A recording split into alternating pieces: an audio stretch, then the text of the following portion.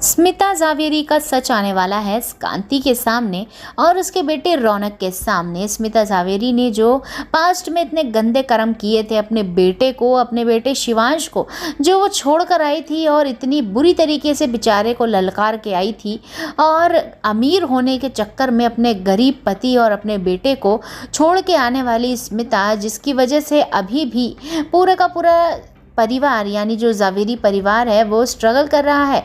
रौनक का जीवन बर्बाद करा है, प्रार्थना का जीवन बर्बाद करा है, शिवांश का तो कर ही दिया है। अब मिल के ये तीनों करने वाले हैं स्मिता का जीवन बर्बाद, क्योंकि जहाँ पे अब रौनक की माँ यानी स्मिता जावेरी पहुँचने वाली है शिवांश के घर पे उससे बात करने के लिए, क्योंकि अब वो चाहती है कि वो उससे कुछ बात करे, बैठ के बात सुलह करे, क्योंकि कांति उसके पति ने उसे ये कहा है। अब कांति के कहने पर स्मिता पहुँच तो जाती है, वहाँ उसे मिलती है प्रार्थना। अब प्रार्थना से जब वो बात करती है तो प्रार्थना से वो रूडली बात करती है, लेकिन इस बार प्रार्थना अपनी जुबान खोलती है और अपने मुंह से उसको ललकारती है और कहती है कि आखिरकार आपकी वजह से ये सबके जीवन बर्बाद हुए हैं, आप इतना ज़्यादा मुंह तो चलाओ ही मत मेरे सामने। इतना बोलने के बाद हैरान हो जाती है स्मिता जावेरी कि आखिरकार ये जो लड़की चुपचाप सहमी सी रहती थी, मैं जिसको चांटे भी मार दूँ तो भी चुप रहती थी, वो कैसे आज इतनी बोल पड़ी है। देख के हैरान होती है स्मिता। वो जान चुकी है कि अब शिवांश के बल पे हमारी प्रार्थना भी होशियार हो चुकी है, लेकिन अब ये बात तो गई।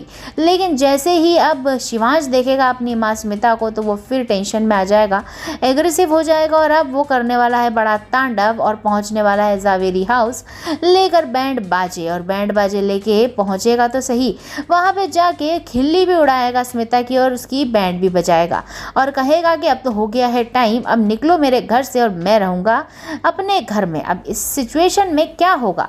क्या प्रार्थना रोक पाएगी शिवांश को स्मिता को घर से बाहर निकालने के लिए? ये देखना काफ़ी मज़ेदार होगा, क्योंकि प्रार्थना को अच्छा नहीं लग रहा है कि स्मिता और उसके परिवार के साथ ऐसा हो रहा है। भले ही किसी के साथ भी हो, लेकिन हमारी प्रार्थना तो है ही सीधी सादी।